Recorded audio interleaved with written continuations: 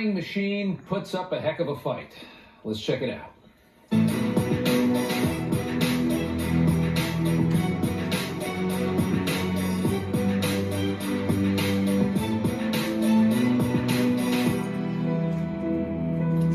Welcome to Rob Schmitt Tonight, an act that reminds you just how much you can't stand the government. The Biden White House has begun the process of insulating Washington from the Trump mandate. The same people who scream daily about protecting democracy are right now working feverishly to shield our bloated government from the gut job the American people all voted for democratically just last month. Shielding the D.C. tumor from Trump's new Department of Government Efficiency, which is run, of course, by Elon and Vivek.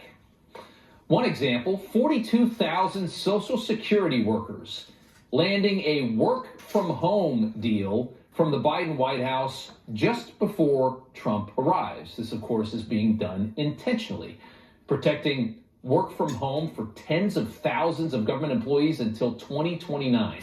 Think about how much fat you could trim from the government's Social Security department that has tens of thousands of employees. How many thousands of them do almost nothing all week? Maybe answer a couple of emails. And as a last-minute middle finger to Americans who voted for change in Washington, Biden secures their right to do next to nothing at home in their underwear for the next 5 years. Yep. Do you work from home? I don't. Nope. The Biden White House also locking down plans to block Schedule F for good as well. Trump's plan to strip employment protections from our massive bureaucratic state, an effort to clean out those who actually subvert democracy by working against the president of the United States when it's not the president that they voted for, something that was very crippling to Trump in his first term. The greatest irony of all is that nobody subverts democracy more than Democrats do these days. Kind of makes sense, doesn't it? They're the ones that talk about it all the time. After losing a bloodbath election, they're doing everything they can to stop Trump from imposing your will in Washington. We can bury our heads under the pillow and give up, or we can fight for our country, our democracy, and our future.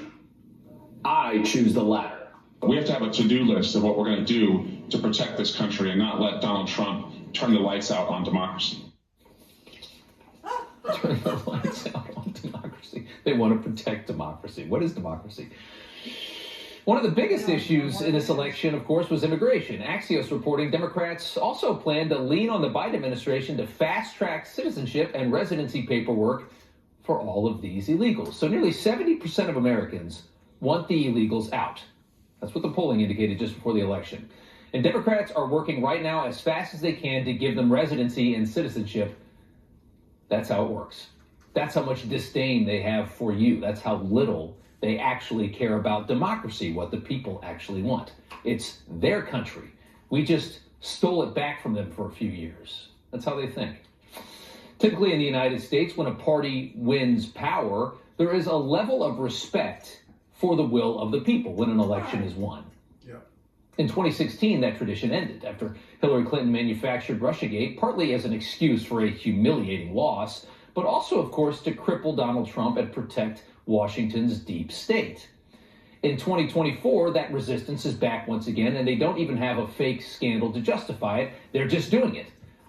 And the resistance isn't just at the federal level. Blue state leaders, governors, are lining up to resist what their own residents voted for as well. Illegal immigrants out of the country. That's what Americans want. They didn't want 20 million new people invading their country. They know this is unsustainable. They voted against it. Take a listen to inner city residents at a city council meeting in Chicago this week, blasting the city's mayor. Says you want to crash out. Some of y'all say y'all willing to go to jail for it. Trump, Tom Homan, make an example out this Negro right here first. Please come here first, because you know what? We're going to help you. We want a forensic audit. Ma'am, I would ask that you keep your, hold on a second. Stop her time. Stop her time. Just a second. The city of Chicago is out of the business of funding illegals. We are out of the business of prioritizing non-American citizens on top of the American citizens who go out in this cold weather every day to make money to pay their taxes. Something to hear, isn't it? A political party is operating against the demands of its own constituents, even in a place like Chicago. Brandon Johnson praying there's enough guilt-ridden white liberals in Chicago to compensate for the black votes that he is bleeding. He's going to need them in his next election. We are watching a failing machine fighting to resist an overpowering demand for change. This week, the left's media has been working vigorously to end the nomination of Pete Hegseth, using unnamed sources, ignoring several on the record who defend him. The shameless effort to destroy the man who's been tasked with upending our very weakened Defense Department has been astounding. It's this same faction. Media outlets running with salacious claims by totally unnamed sources, but when a real woman on the record claimed that Kamala Harris's husband slapped her so hard it spun her around, you notice that the media totally went dark. And just this afternoon, Politico is now reporting that Joe Biden is considering preemptive pardons for Adam Schiff, Liz Cheney, and Tony Fauci. Think about that as a ridiculous abuse of power. Schiff, of course, for falsely claiming to have seen direct evidence of Russia collusion during the Russiagate probe when he knew he hadn't. Liz Cheney for witness tampering during the J6 probe, which was outrageous entirely, the entire probe. And then, of course, Tony Fauci for using your money to fund the creation of a virus that killed millions of people, and then the subsequent cover-up that came after. It is a corrupt machine. We are watching this all unfold. It's ugly. It's really ugly. And it's frantically working to insulate itself from the Trump storm that is descending on Washington. Mike Huckabee is President Trump's nominee to ambassador to Israel, and he joins us now. We're going to talk about his coming position here in just a moment. But first, sir, I just want to ask you, this election, voters delivered a sweeping mandate. And we're watching this administration, and we're watching the, kind of the D.C. as a whole, working to subvert it as hard as they can. Rob, it's pretty evident that January 20th can't come a minute too soon for most of America. We are watching all of these frantic people trying to protect the last vestige of a deep state, uniparty, D.C.-based, bloated government that Donald Trump was elected to disrupt and blow up. And it needs to happen. And he's putting people in place that will make it happen. And I couldn't be more excited. Look, it's not about that people in Washington are all horrible people, but they are so insulated from reality. And there are some people in Washington who, quite frankly, are really horrible, and they need to go. And I can't wait for Donald Trump and his team to come and begin to disassemble this deep state, which quits serving the American public and demands that the American public serve the deep state. These possible preemptive pardons from Joe Biden, this just popped up from Politico a couple hours ago.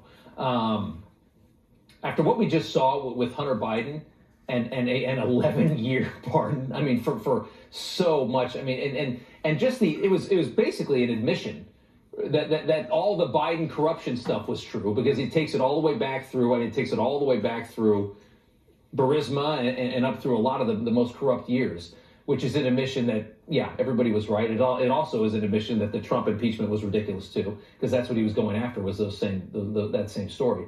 But to add on now Fauci, Liz Cheney, Adam Schiff, to be giving preemptive pardons, it's an admission that these people are as terrible as we've known all along.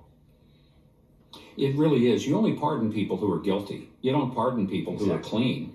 So if they accepted the pardon, they basically are admitting, I'm dirty as heck and I'm about to get caught. Please let me off the hook before they put one through me.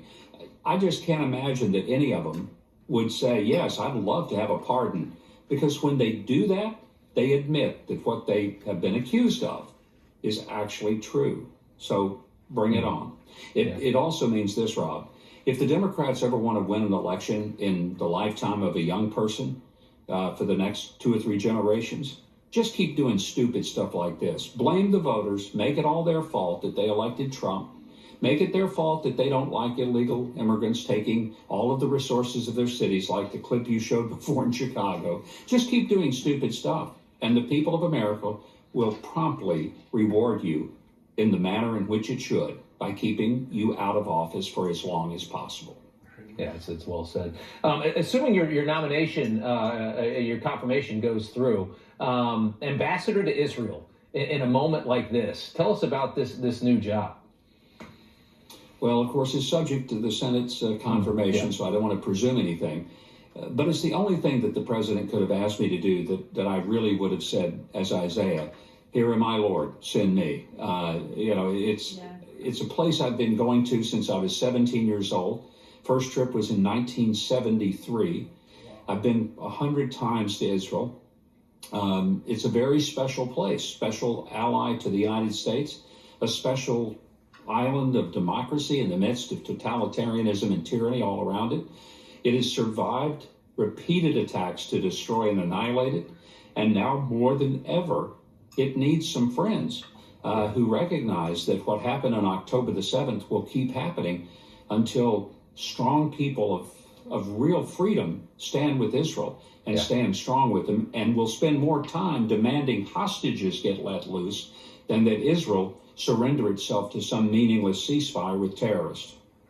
We spent a week there this summer. It was my first time there. It was an incredible place. I'm sure they are going to be very, very, very happy and relieved to see you there.